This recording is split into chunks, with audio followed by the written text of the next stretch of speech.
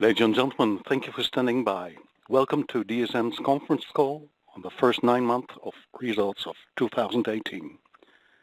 Throughout today's presentation, all participants will be in a listen-only mode. After the presentation, there will be an opportunity to ask questions. To register for questions, you may dial *1 at any time.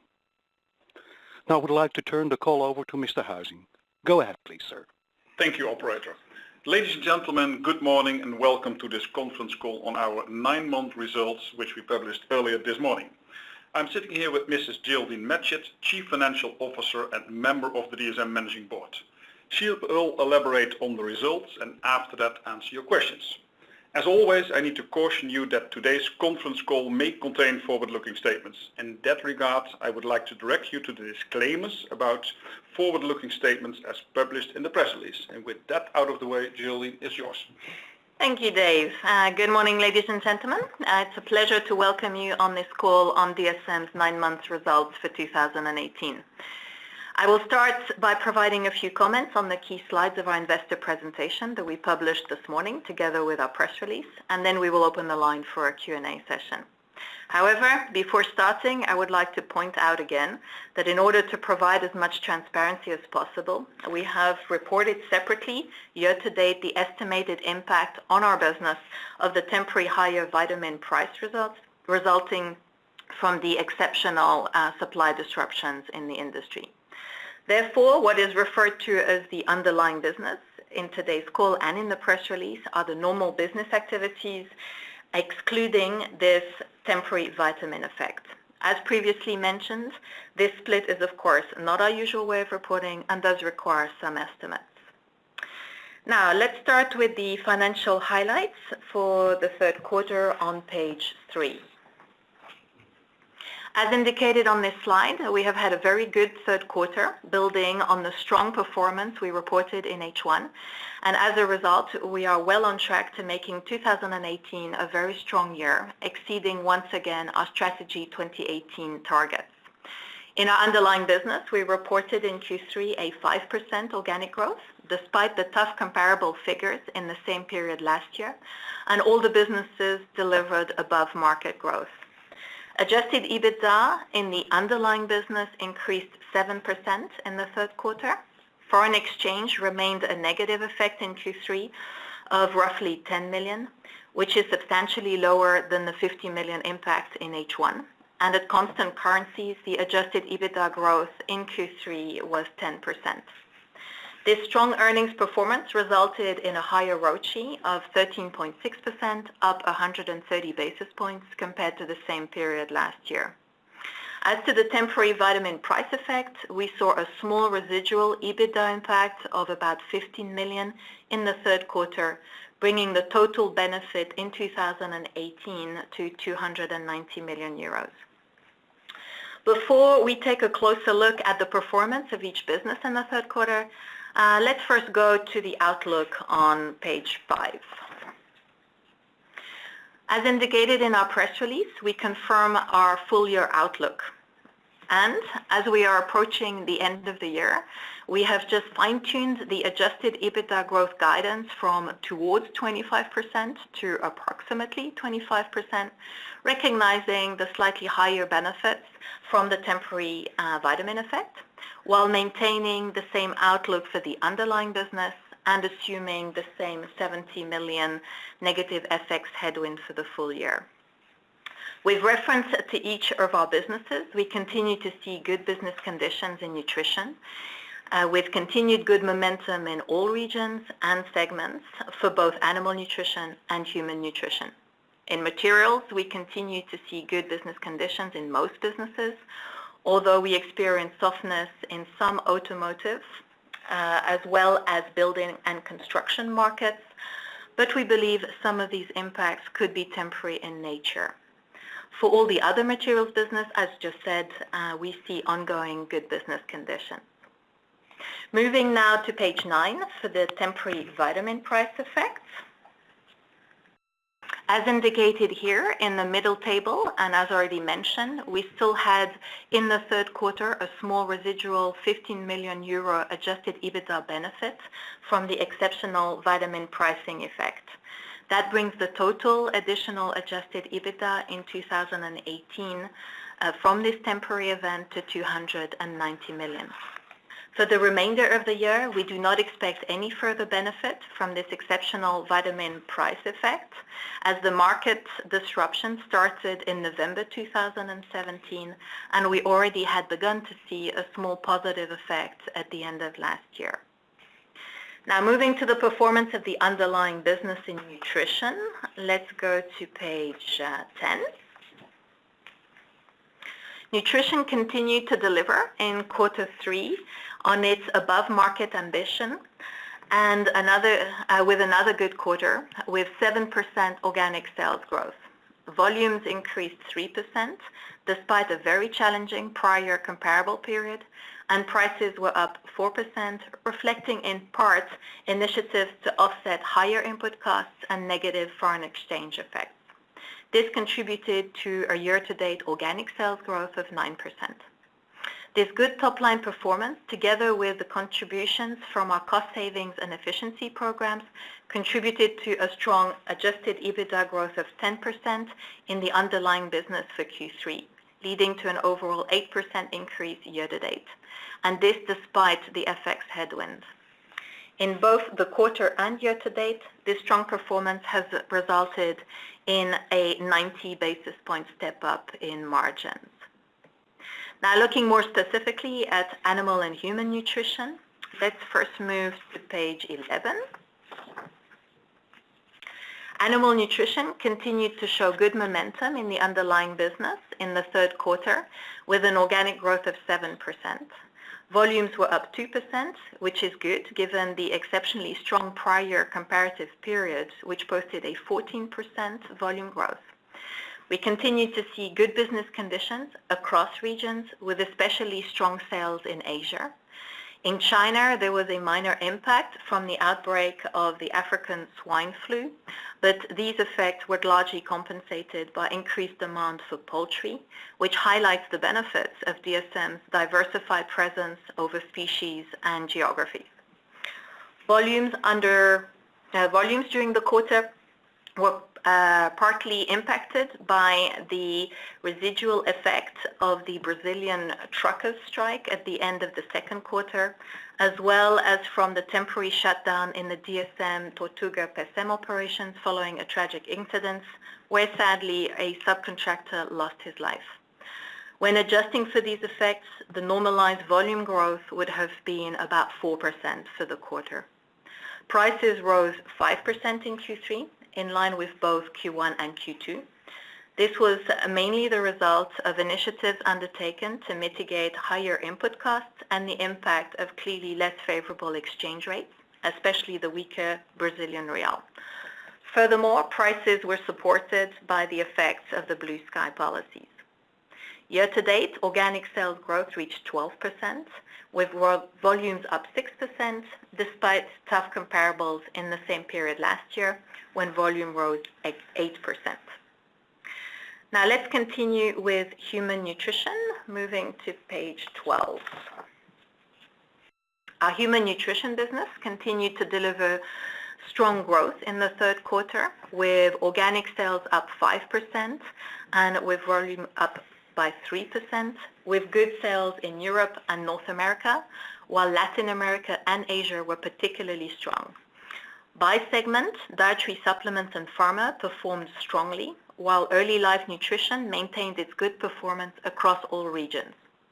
Food and beverage showed slightly softer sales in the developed markets, but without changing the good momentum.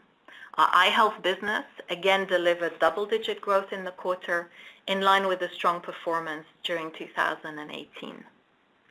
Year-to-date, human nutrition performed strongly, supported by all regions and segments, and resulted in an estimated 7% organic sales growth, with volumes up 4% above market. Prices in this period were up 3%, coming from the combination of a positive mix effect as well as higher prices for premix and advanced solutions, and supported by the effects of the blue sky policies in China. Now for our materials business, let's move to page 13. Although we experienced softness in some of the automotive and building and construction markets, materials delivered a good performance in the third quarter with 3% organic sales growth, 3% adjusted EBITDA growth, and an 18.3% adjusted EBITDA margin. Let me talk through each of our businesses. DSM Engineering Plastics delivered a very strong sales performance in the first 9 months of the year across all regions. Towards the end of Q3, automotive demand in China softened, and automotive sales in Europe were temporarily impacted by the implementation of the new WLTP test requirements. Business conditions in all other segments continue to be good. DSM Resins and Functional Materials showed good performance in coating resins in North America and Asia year to date, while there was a gradual slowdown in Europe in building and construction markets. Functional Materials are well on track to deliver a very good year, reflecting strong demand for these products, high margin products in the IT infrastructure space. DSM Dyneema continued its strong performance throughout 2018, driven by high demand for personal protection. Overall, volumes in materials were up 2%. Overall volumes in materials were 2% lower in Q3, driven by resins, but this 2% has to be taken in the context of tough comparable figures for the same period last year when we reported a 9% volume growth, which was also driven by resins. The 5% price growth in the quarter largely reflects the pass-through of higher input costs. Looking at the first 9 months for 2018 for materials, we see a strong performance with an organic sales growth of 7%, an adjusted EBITDA growth of 7%, and a ROCE of 21.5%. Now moving to page 16 for a couple of quick comments on our Innovation Center. In addition to the business developments described on this slide, when looking at the results of DSM Innovation Center, please note that the adjusted EBITDA line is impacted by special events. While we had a positive impact last year in Q3, this year we will have a positive license income of approximately 5 million in the fourth quarter relating to the exciting new DSM technology partnership in ophthalmology. Now moving to cash flow and working capital, let's go to page 18. Cash flow from operating activities amounted to 933 million euros in the first 9 months of 2018, an increase of 314 million euros or 51% compared to the same period in 2017. This is of course partly reflects the result of the temporary vitamin price effect. Average total working capital as a percentage of sales came down slightly at 18.5% during the period under review from 18.6% in the first 9 months of 2017. The absolute amount of operating working capital increased somewhat compared to Q3 2017. The increase was due to higher inventories in nutrition ahead of the scheduled maintenance stops in the fourth quarter, as well as higher receivables in line with the higher sales level. Having said that, we know that we believe inventory levels in nutrition are too high, and we are working on structurally improving this over the coming strategic period. Net debt closed at 680 million euros, down from 831 million euros at the end of June. And last but not least, the sale of our stakes in DSM Sinochem Pharmaceuticals, as well as in Fibrant, the caprolactam JV with CVC. We have completed these in October. This will bring an estimated 470 million in cash split over Q4 2018 and 2019. And with this, I would like to open the floor for questions. Operator? Yes, ma'am. Ladies and gentlemen, as said, we will start the question and answer session now. If you have a question or remark, please press star one. Star one for your question or remark. Go ahead, please. The first question is coming from Mr. Martin Rödiger, Kepler Cheuvreux. Go ahead, please. For taking my questions. Good morning. What does your order book tell you for engineering plastics in October and for the upcoming November? Maybe you can differentiate between the demand in China and in Europe so that we understand what is more temporary and what is not temporary. And staying at materials, you mentioned the regarding the European building and construction market, a gradual slowdown. Maybe you can also give us more hints about the momentum at the end of Q3 and at the beginning of Q4, what you see. That would be very helpful. Thank you. Hi, yeah, good morning, Martin. So going first to your engineering plastic question. So what we're seeing broadly in October, we're not seeing a big differentiated pattern compared to what we've commented on for Q3. So what we're seeing is that there is that softness in automotives in China mainly. What is less clear in Europe is how long will the WLTP impact will be, but we're not seeing a very different pattern, looking towards the year end than we have seen recently. And as for the European slowdown in building and construction, I mean, what is interesting there is that if you look at the macro data, it's not as if the overall picture is poor. So it seems that there may be an element of sentiment and caution out there that can be impacting the supply chain. And we will have to see how basically that unfolds over the coming months.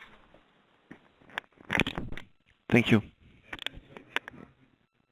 The next question comes from Mr. Andrew Stott, UBS. Go ahead, please. Morning, Geraldine. Morning, Dave.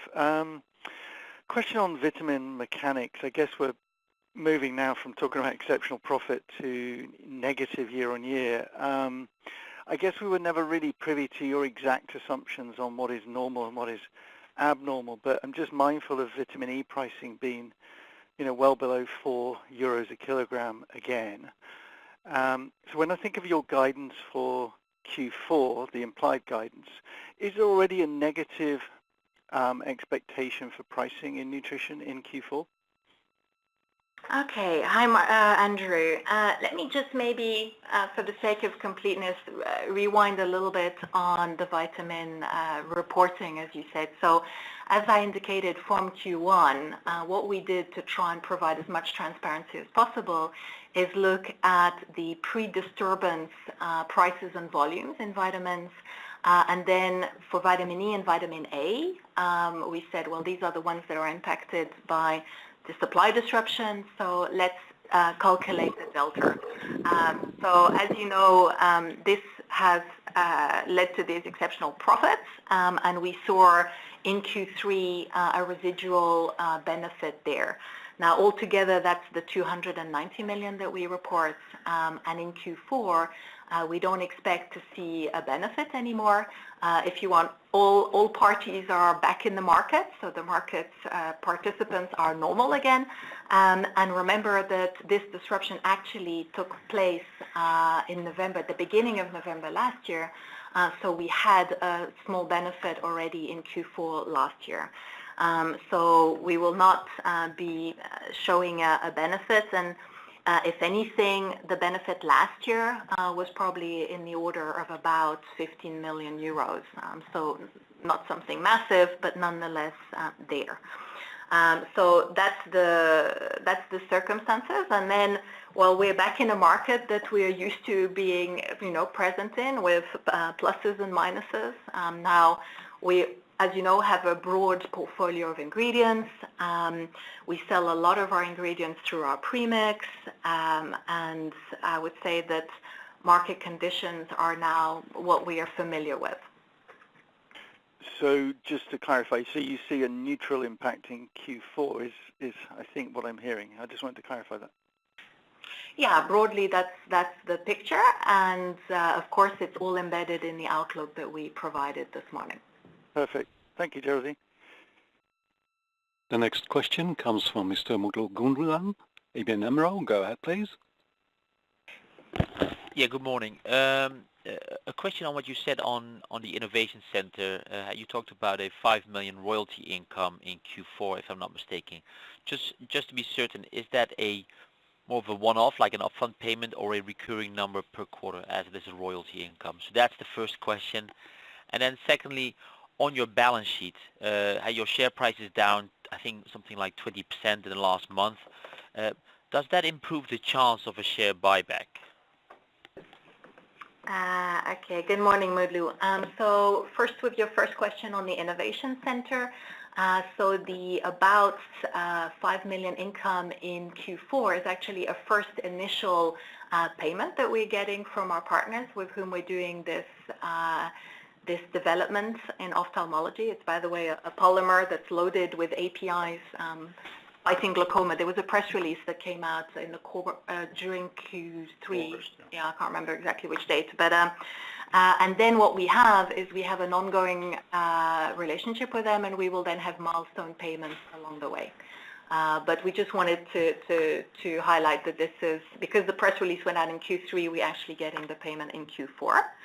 And as for share buybacks, it doesn't impact our priority in terms of capital allocation, which, as you know, is to first support our organic growth, then the dividend, then M&A, and then should that then not result in making good use of the balance sheet, then share buybacks. But in itself, it's not triggering an a higher likelihood of a share buyback. Yeah. No, I mean, I know your priority. Just wondering if your share price, for example, declines much more than some of your potential targets, would that change the priority? That's maybe the question I wanted to ask. We really look at the fundamentals of the business when we're looking at where we deploy the capital. The market's, sorry to say, a little bit all over the place right now, at least in my view. And when we're looking at where do we deploy capital, we truly look at 5-10-year horizons and what makes sense. So it's not having a big impact. Okay, thank you. The next question comes from Ms. Laura Lopez Pineda, Baader Bank. Go ahead, please. Good morning. Thanks for taking my question. So first, you highlighted on the press release that your early life nutrition business continues to perform good across all regions, but some of your end customers reported a strong slowdown of the market, especially in China. So can you give us some insight into this difference? Is it more that you maybe saw some restocking in the third quarter, keeping the good results for this business? Or are you maybe seeing local companies gaining market share that you also supply? And secondly, also due to the imposed tariffs on U.S. soybean, prices have increased in China, and as a result, China's new animal feed standard is set to lower protein levels in feed for pigs and chicken. So this could potentially have a clear positive impact on amino acids, but do you also expect some positive impact on demand for vitamins? So we missed the first part, Laura. What product were you referring to? The first question or the second question? Second question. You were saying... Okay. Yeah, that China is set to put new standards on animal feed, lowering the protein levels. So this is expected to have a potential positive impact on amino acid demand. But I don't know if you also expect or you're seeing that maybe this should also trigger or accelerate positive demand for vitamins. Okay. Okay, thanks, Laura. I got that. So maybe starting with early life nutrition. I think what I have to say is really reiterate what's in the press release, which is that we're seeing very stable, solid market dynamics on early life nutrition. Now, we are conscious that some companies have been actually coming out with very different pictures as to how the market is evolving. But if we take it, and we serve a big part of the market, so many of the players, and if you put it all together, we're not actually seeing a very different dynamic at all. Now there is the new regulation coming potentially early next year in terms of channels to market, but even there we don't see a big issue in the sense that it should not overall impact our ability to serve the market, because we have a good mix between international and local players. So from our perspective, nothing very much there to report. As for China and the soybeans, then it is indeed something that seems to be moving as we speak. The exact implications we still need to figure out. Now, one thing is for sure, is whatever the bulk commodity is, particularly when it shifts, it can create opportunities to then provide the solutions for the producers of meats to mitigate that. So a little early for us to be more specific on that comment, but we are seeing how that will, lead to our what is sizable and very positive animal nutrition business in China. Thank you. Thank you a lot. The next question comes from Mr. Reg Watson, ING. Go ahead, please. Morning, Geraldine, David. One of the notable features of the results seems to be that your margins are well ahead of where consensus expected them to be, and looking through the waterfall charts, pricing has been strong, but volumes are perhaps a little weaker, but with a net effect of better margins. How much longer do you expect this trend to continue? Okay, let me see if I got your question right. So what we're seeing is, in terms of volume developments, the business conditions we see as really very much in line with what we were discussing at the Capital Markets Day in terms of all the trends supporting our animal nutrition and our human nutrition business. So in terms of our ability to grow above market, we're very confident in that. And we're seeing the market dynamics remain very solid. Now, when it comes to pricing, we have, of course, seen since the second half last year that there was a general inflationary environment, particularly with our input pass-through costs. As you know, in our premixes, etc., we also have ingredients that we source, and we also saw the foreign exchange effect that we had to sort of offset through pricing. So given that we probably expect both of these to sort of normalize, it would be relatively logical that the pricing up would normalize as well in the coming quarters. So that's broadly the picture. Right. Okay. So this is just the sort of the elastic band snapping back in terms of the margin expansion you're seeing. Well, what's supporting? We're not expecting the margins to have an issue, but as what your question was, are we expecting to see the pricing up continue at these kinds of paces? And there, I would say we're expecting it to normalize somewhat, given that we're starting to hitting the comps where we already had in there the inflationary and the FX effect. Okay, that's great. Thank you. The next question comes from Mr. Paul Walsh, Morgan Stanley. Go ahead, please.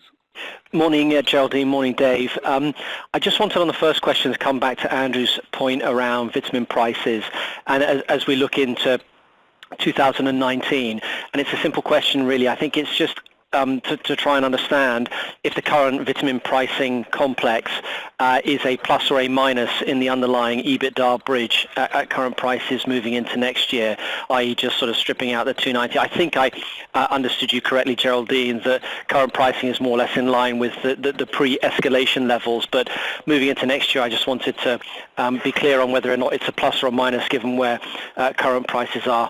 And my second question, just coming back to the materials business, good pricing as we've seen, and very strong spreads in the nylon 6/6 chain as well. Again, moving into next year, are you still confident of being able to grow that business? Okay, hi Paul. So let me start first with the vitamin question. So indeed, what we're seeing is that we did, to the best of our ability, carve out the abnormal environment during. Yeah. So that was done, and now everybody is back on the market, and the market is, I would say, in that sense, having normal dynamics. Now, without going into vitamin by vitamin, what I'm saying is that broadly, we are not flagging at this stage any big differential in the current pricing versus pre-disturbance. Very clear. Early, we don't comment at this stage on 2019. We will do that when we come out with our full year results. But broadly, you understood the answer correctly early on. And then to your second questions on materials, I'm afraid I didn't quite understand where you were commenting. Was that? Oh, just so basically the volumes are negative in the third quarter, and you flagged the issues around China auto and the construction markets, and I think you've just mentioned that in terms of the pricing momentum generally, that starts to ease on the comps. What I'm thinking about, it's been a very good year for the materials business. Are you just still confident of making progress in that business next year is the question? Yeah, no, absolutely. So what we're seeing is that the comps, remember last year actually in materials, we grew 9% volume-wise. So you clearly have a comp effect going on here in materials. And also what we have seen in the past is that if input costs tend to rise, we have an ability to push it into our pricing. There may be a little bit of timing delay that can always happen.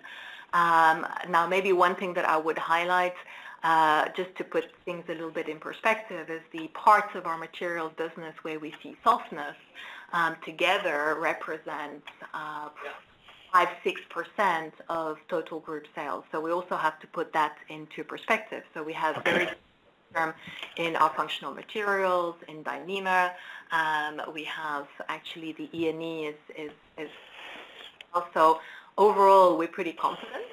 We'll have to see, of course, how things unfold in the weeks and months to come, but so far we're confident.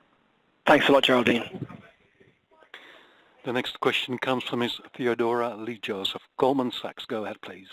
Hello. Hi, good morning, Geraldine. Thanks for taking my question. So I've got two short ones. The first one is trying to understand the kind of shift in the phrasing that you said about full year 18 outlook growth of approximately 25%. So I was just wondering if you could provide more color around that and how you think about the factors that actually influence this range for the fourth quarter. And my second question is trying to understand the operational drop-through in vitamin A pricing.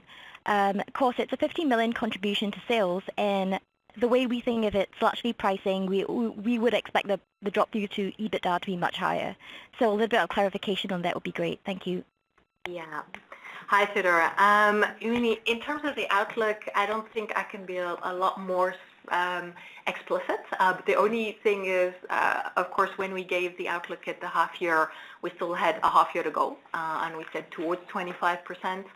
Now we were just fine-tuning it a little bit and saying approximately 25, but this is taking in everything. So, I can't really put any more color to that other than it's the overall outlook for the company. Now, as for the drop-through in terms of the vitamin effect, now what we see is that anyway, as you saw in Q1 and Q2, you don't have a full drop-through from sales to earnings. And in Q3, because it was the residual effect, what we saw is that we had to purchase some of vitamin E to meet market demands in these environments.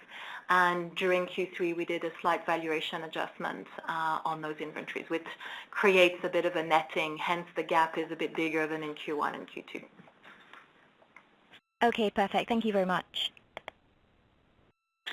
The next question comes from Mr. Patrick Lambert, Raymond James. Go ahead, please.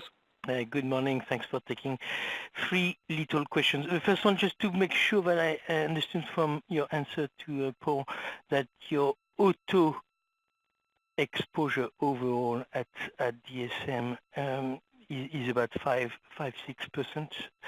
First question. Second question, could you on the cash inflow from disposals, could you be a bit more precise on Q4?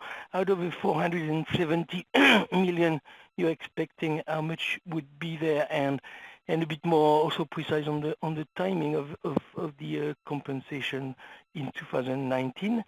And the last one, any updates on our favorite three big projects that you can talk about? Thanks. Sorry. Okay. Hi, Patrick. So clarification on automotive sector. So indeed, if I take total DSM, automotive is broadly 6% of sales, but actually what I was referring to is that we're not seeing softness across the whole of the sector, automotive.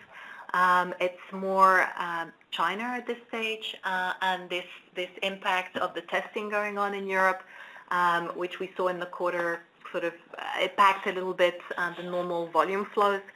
And if I take those areas, that's actually 3%.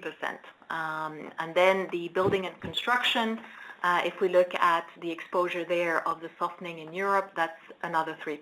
So if you put the 3 and 3, okay, that's the 6 I was referring to, but it happens to also be 6. Good that we clarified. Now, in terms of the disposals, so indeed, there was a press release yesterday and one this morning. So together, 470 million cash will be coming our way. In the case of DSP, it's quite straightforward. It's coming in Q4, and that's around 270 million. In the case of Fibrant, because it is the divestment of assets within an associate rather than directly by us, the timing there between Q4 and next year is still a bit in discussion and is at the discretion of the overall Chemica Invest joint venture.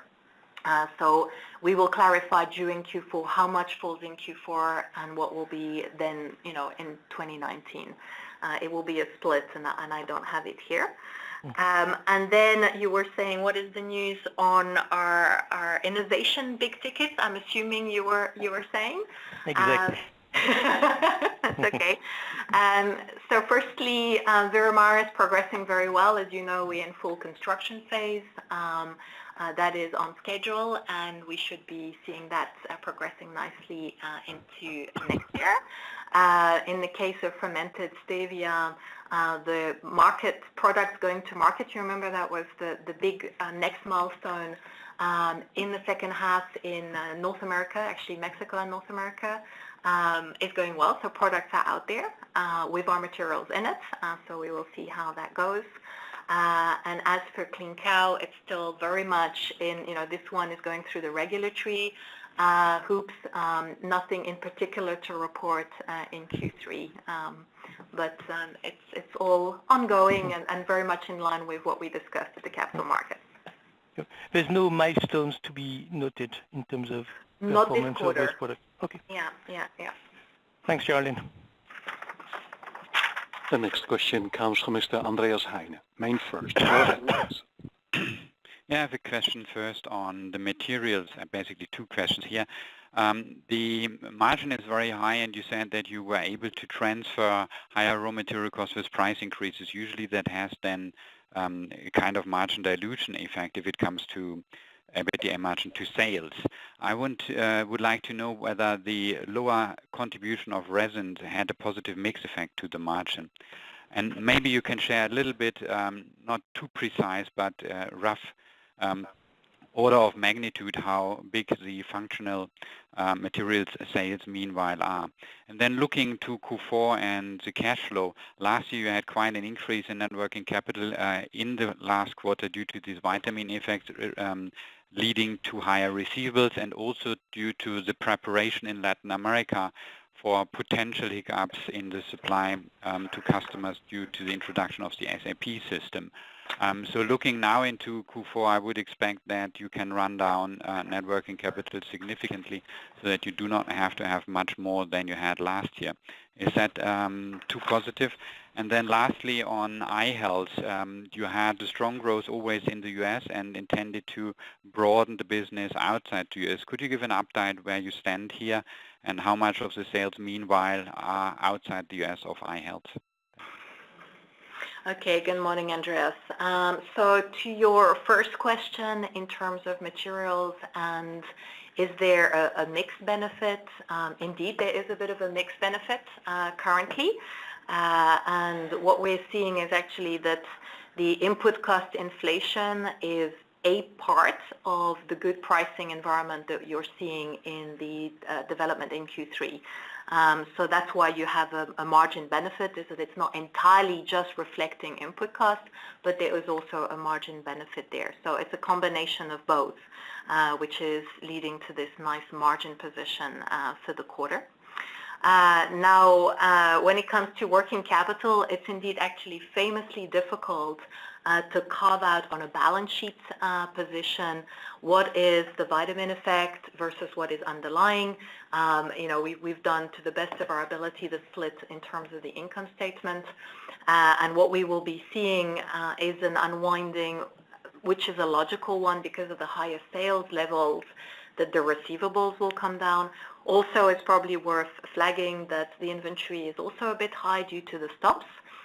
We have somewhat bigger stops in Q4 this year, and we anticipated that by building up some inventory. So it is a fair assumption that in that respect, we will be seeing a decline in our working capital in Q4.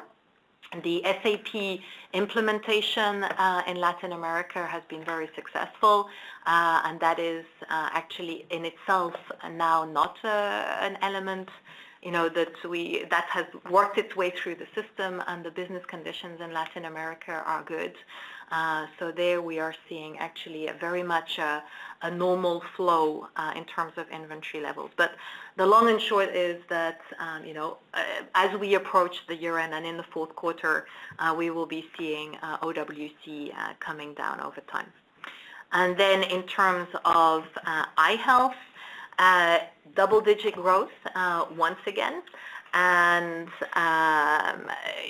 the split actually between US and the other markets, I don't have at hand, but it's an extension of the business and is doing well, but I'm afraid I don't have the split at hand for you here. And I think there was one part that I forgot. Sorry, it was your... That was whether you could give any flavor how big, meanwhile, the functional materials business in resins is. Yeah, so normally we don't sort of split it out per se, but to give you a bit of a flavor, we're talking around 150 million sales in functional materials. Mm-hmm. Thanks. The next question comes from Mr. Chetan Udeshi, JP Morgan. Go ahead, please. Yeah, hi, thanks for letting me on. I know you commented you won't give any more color on full year beyond your comments, but just thinking on Q4 specifically, if I just take 25% growth for full year, it does imply Q4 will be down year on year. So is that the thinking? Maybe it's small down, or at this point you don't see Q4 declining from what you see in the order book? Thank you. Yeah, I think here, as we indicated in the opening comments, but it's probably worth reiterating, we have to be a little bit careful that in Q4 last year, we already had the vitamin disruption because it started beginning of November, and what we saw in animal nutrition in volumes, not in price, but there was additional orders clearly already in Q4, and we've sort of broadly quantified that means last year we had about a 15 million benefit from the vitamin effect in your prior Q4 number. So when you're doing the bridge Q4 to Q4, then you have to watch out for that. And actually, as just mentioned regarding working capital, probably good to bear in mind that the shutdowns this year are a bit more substantial in Q4, and that can also have a slight impact on that bridge. Thanks. And can I follow up? Sorry to be coming on this question again on the vitamin prices. And of course, we don't know what was your assumption on the undisturbed pricing, but if you look at the vitamin E price, at least the spot price has come down quite a lot from the undisturbed price from last year. Vitamin A is still well above the first half levels for this year. So, are these different moving parts that make you think that maybe vitamin E might be lower, but offset by some other vitamin prices, or you think is it the fact that you never sold at the highs of vitamin E prices last year, and that's why your impact is not as much as might be visible from the spot market pricing? Yeah, I think there's a couple of comments to be made with vitamin E. Firstly, when it comes to the vitamin effect, please remember that it was E and A, but primarily A. So as I think everyone knows, there is in vitamin E actually quite a lot of supply. There's more supply than there is demand. So what happened when the disturbance came is that some of the smaller producers saw, the dynamics in the price of vitamin E, and therefore more capacity came on the market. So what you see is the spot prices tend to overshoot both ways.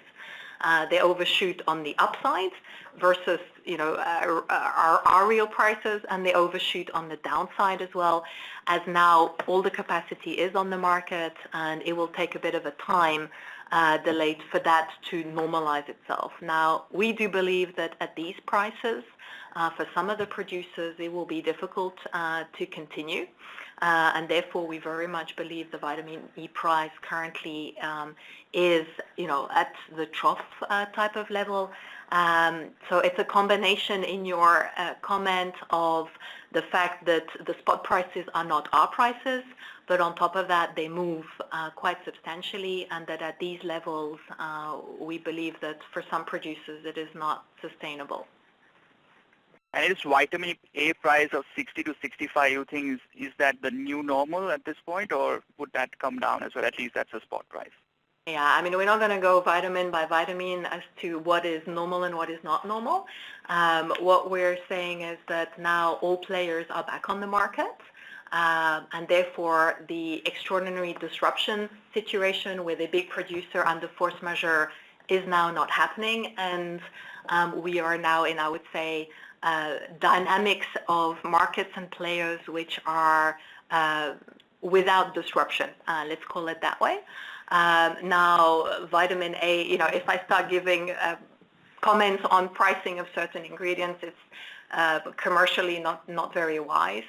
But I would make the comment here that please remember vitamin A is actually very well balanced on the market in terms of supply and demand, and has quite substantially different dynamics than the vitamin E. That, I think, is a fair statement. Thank you very much. The next question comes from Mr. Lawrence Alexander, Jefferies. Go ahead, please. Mr. Alexander, your line is open. Good morning. Could you clarify just quickly sort of how you think about the FX and productivity run rate at the end of the year going into next year? The comments, can you give a little bit more granularity on the softness you're seeing in food and beverage, where it is or which regions?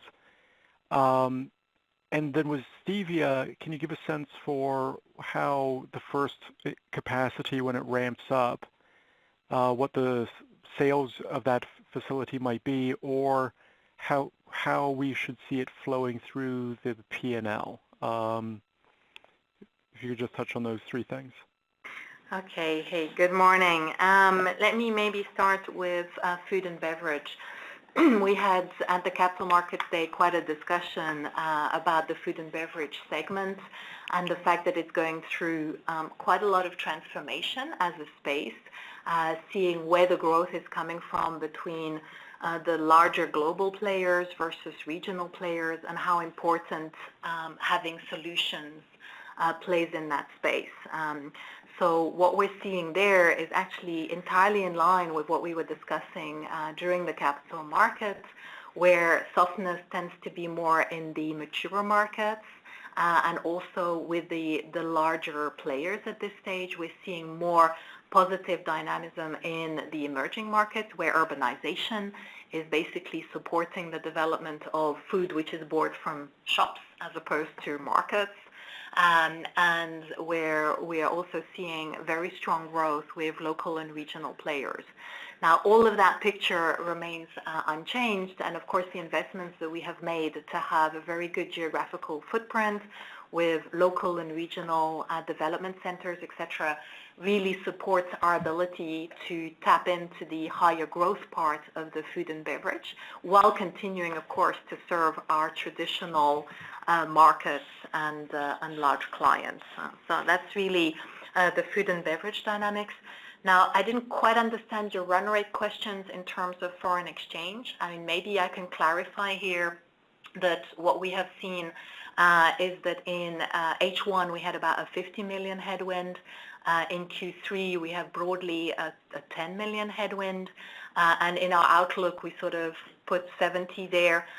Of course, it's a bundle of currencies. The stronger US dollar the last few days is a positive news for us, but at the same time, the Swiss franc strengthening is more of a cost currency for us. And of course, we also have quite a few emerging currencies in our basket, the Brazilian real being quite an important one, but we're also present in other geographies. So always a bit difficult to read the whole basket, but that is the momentum that we're seeing, and we're trying to provide as much transparency there as we can.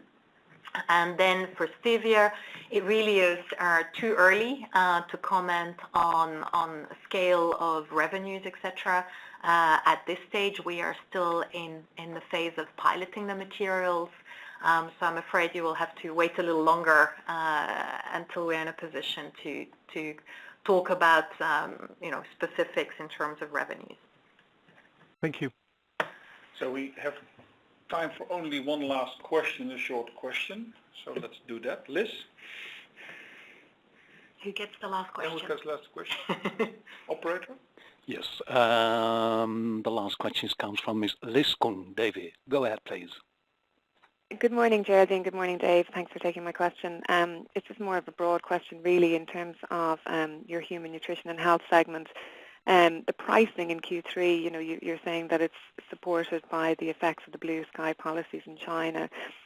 Maybe you could just give us an update on whether we should expect to see this trend continuing for the next few quarters, and then more broadly the update on the, let's say, the regulatory landscape in China for your nutrition business. Thank you. Yes, thanks, Liz. So indeed, just a quick rewind on the blue sky policies. So what we see is enforcement of environmental regulations in China, causing some disruption with some of our competitors, but also producers of some of the ingredients that we have as what we call pass-through ingredients, and that has had a bit of this inflationary element within our pricing. So to my comment earlier, this inflationary environment started already in a sort of H2 last year. And what we would expect is that we will start seeing, from a comps point of view, a bit more of a normalization in that space. However, what we're not saying is that this effect is going away. We believe that Chinese authorities will continue to be stringent and to up the standard of the industry in that sense, which is something that we of course welcome. And therefore we expect that ongoing this will be operationally and within our space a factor to be kept in mind as we go forward. Great, thank you, Geraldine. Okay, that brings us to the end. Geraldine, you want to make some closing remarks? Just to summarize, we are pleased with the fact that we've reported a very good third quarter and with growth above markets in all of our businesses, and that is reflected in the strong EBITDA development. We are well on track to delivering a very strong 2018, once again exceeding the strategic targets that we had set for ourselves in our strategy 2018. And we of course reiterate our outlook for the whole year, and we are very confident in achieving this. We're in general positive about the business conditions, and we remain confident that we are very well positioned to deliver on our targets 2021 that we discussed earlier this year. And with that, I thank you all and wish you a good day. Thank you, Geraldine. This concludes our conference call for today. Thank you very much for your attention and your questions. And as always, if you have any further questions, don't hesitate to contact the Investor Relations team. And with that, I hand back the call to the operator. Ladies and gentlemen, this concludes the DSM conference call on the first 9-month results of 2018. Thank you for attending. Have a nice day.